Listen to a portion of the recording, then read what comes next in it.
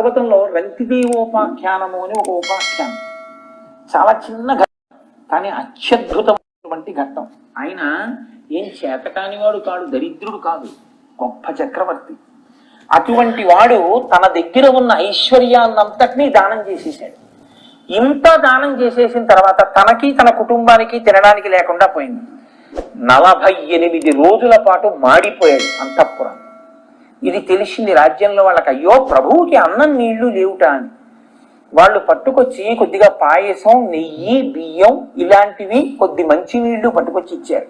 ఆయన తన కుటుంబ సభ్యులతో కూర్చుని గబగబా తినబోతున్నాడు. ఇలాగ ఎక్కడి నుంచో ఒక బ్రాహ్మణుడు వచ్చాడు. అయ్యా ఆకలితో ఉన్నానని.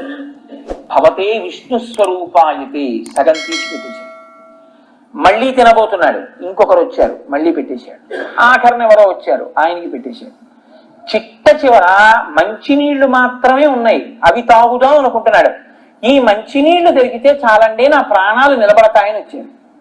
ఆయన అన్నాడు, ఇప్పుడు చదివిన భాగవతం నేను, అన్నము లేదు, కొన్ని మధురాంబవులున్నవి త్రావుమన్నా. రావన్నా శరీరధారులకు కలిగిన ఆపదల్ తొలగించి వారికి మేలు చేయుట కంటే అన్య సుఖమున్నదే. నాకు దిక్కు పురుషోత్తముడొక్కడే సొమ్ము పుల్కసా అన్నాడు. పుల్కసా అని ఎవ్వరూ మాట్లాడడానికి కూడా ఇష్టపడనటువంటి వ్యక్తి వచ్చి నీళ్ళు అడిగితే ఆయనకి ఆ నీళ్లు ఇచ్చేసాడు. ఇచ్చేసి నీళ్లు తాగమని, ఆ నీళ్లు తాగేసిన తర్వాత అన్నాడు, ఆహాహా, నేను తాగితే ఉంది, నేను తింటే ఉందయా, సమస్త భూతకోటిలో ఉన్న ఆకలి దాహం ఒకటే కదా. ఇలా మనుష్యులకు వచ్చినటువంటి, సమస్త భూతములకు వచ్చినటువంటి కష్టములను తొలగించగలిగినటువంటి శక్తి నాకు ఉండి వాళ్ళ కష్టం తొలగి వాళ్ళు సంతోషిస్తూ ఉంటే చూడడం కన్నా నాకు ఇంకేం కావాలయా? అయితే మరి నువ్వెలా ఉంటావు అంటావేమో, నాకు దిక్కు పురుషోత్తముడొక్కడే సొమ్ము పుల్కసా, నాకు పురుషోత్తముడొక్కడే దిక్కు అన్నాడు. నేను నీలో ఈశ్వరుణ్ణి చూస్తున్నానయా, తృప్తిలో తాగేసి మంచినీళ్ళు అన్నాడు. ఆయన దగ్గరికి వచ్చి అన్నం అడిగిన వాళ్ళు, నీళ్ళు అడిగిన వాళ్ళుగా ఎవరు వచ్చారో వాళ్ళు బ్రహ్మ విష్ణు మహేశ్వరులు సాక్షాత్కరించారు.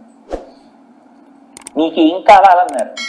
నువ్వు ఎలా ప్రతి ప్రాణి హృదయములోనూ ఉంటావో అలా నేను కూడా ప్రతి ప్రాణి హృదయములో ఉండి వాళ్ళ కష్టాన్ని నేను భరించే అనుగ్రహం నాకు ఇయ్యన్నాడు. ఎందుకంటే ఆ భూతములు బాధపడితే నేను చూడలేనన్నాడు. ఇది ఆయన ప్రేమ. భూతదయాం విస్తారయ. భూతదయ కలగడానికి మార్గం ఏదై ఉండాలంటే, నీకుందని వాడికి పెట్టానండి అనకూడదు, వాడికి లేదని నేను ఇచ్చానండి అనకూడదు, వాడి మీద ప్రేమతో ఇచ్చానండి, పరమ ప్రేమతో ఇవ్వాలి.